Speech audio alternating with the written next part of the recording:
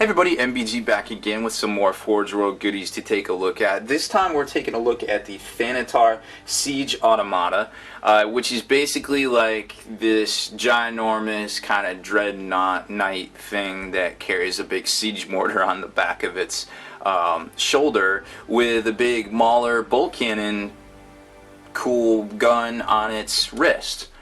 And it's basically designed to just kind of walk around and shoot off mortars and blast people for the Mechanicum. It's a really cool looking model that I was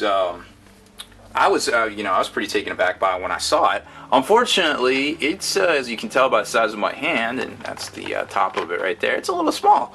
I thought it was going to be a little bit bigger. I mean, I understand that it is on a Dreadnought base, but I was a little sad to see how big it was, but that's okay. It's still pretty neat. So here is the, let's take a closer look. Here's the parts list here for the Thanatar. As you can tell, you got lots of legs, two different legs versions depending on how you want it striding or walking or raising its foot. Then you've got lots of different pieces where it comes to the arm assemblies. Here's the bolt, the Mauler bolt gun, the ammo feeds, the top of the body, the mortar itself, some plasma ammo canisters that go on it, some claws and things like that, harnesses, pistons.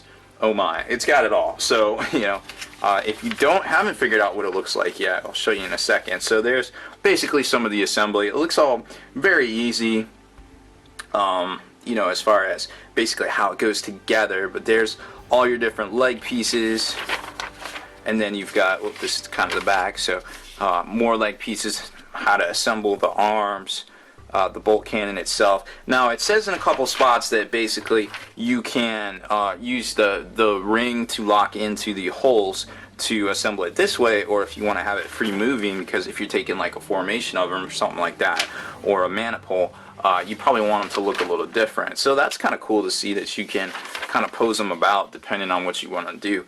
Personally, I would want to have his arm raised, like just straight blasting fools with this gun. So I mean, that's going to take a lot of work because you're going to have to bend the crap out of these ammo feeds. But not to say it isn't doable, it's just going to take a lot of work. So let's get in there and take a closer look at it. Right here is the top of the Thanatar itself, which is very well detailed. Of course, you got lots of cool looking stuff. And then there's the back with the where the bolt cannon goes into the feeds and everything like that. So very well detailed. We'll zoom in just a little bit because we're gonna have all sorts of pieces here in a second. I'm just gonna dump them out over here and kind of bring them in the frame here. So we've got lots of leg pieces, very well detailed stuff. Here's the plasma mortar. Get you a close up of that. So you can definitely tell they designed this stuff on a computer because it's so very well detailed and very symmetrical that it would almost be unthinkable to do otherwise. Another leg piece right there. Here, all sorts of stuff getting mixed up here. Here we go. This is part of the shoulder assembly. More of the feet. Now, like I said, there's feet and then they're bent depending on how you want to pose it. Like if you want to have them kind of walking or you want to have them just like sitting down. More leg pieces. There actually isn't. Oh, that's actually the arm piece. So you got the right and the left arm. One of them has the gun affixed to it. One of them doesn't. You just have to build it up with the claws. Speaking of claws, here's some of those right there. And the other half to one set. So I'm not going to grab all this because you kind of get the idea. Oh, more pieces right there. And another set of legs. So like I said, I'm not going to pull out all the feet because you kind of get the general idea what all that is. More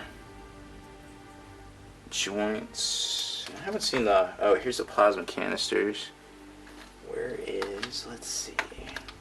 And some of the ammo feed. Like I said, if you want to repose this thing, it's going to be a little brutal. Not to say it isn't doable, but having to match two of them inside of each other might be a little daunting. Here's the piston pieces. So there's the pistons. So two sets of those as well. Oh, and the shoulder joints basically how you make the shoulder. So there's still a few pieces over here. Oh well, there's the mortar harness itself, as well as the cowling for the weapon. Still a few pieces over here, but nothing too crazy that I haven't already showed. So obviously it's a very well detailed kit, and like I said, it goes on a dreadnought or flying size base right there. So kind of give you an idea how big it is. I thought it would be a little bit bigger. I was a little disappointed, but you know what, it's still very, very nicely done. It's a cool looking model, and you know, I don't even feel bad. I mean, so it isn't as big as I thought it was. It wouldn't be the first time with this hobby, so what can you say other than that, right? Alright, so that's it for this one, guys. Make sure you stay in the trenches, subscribe to this YouTube channel, check out the blog, spikybitsblog.com, and listen to our podcast, forgenarrative.com.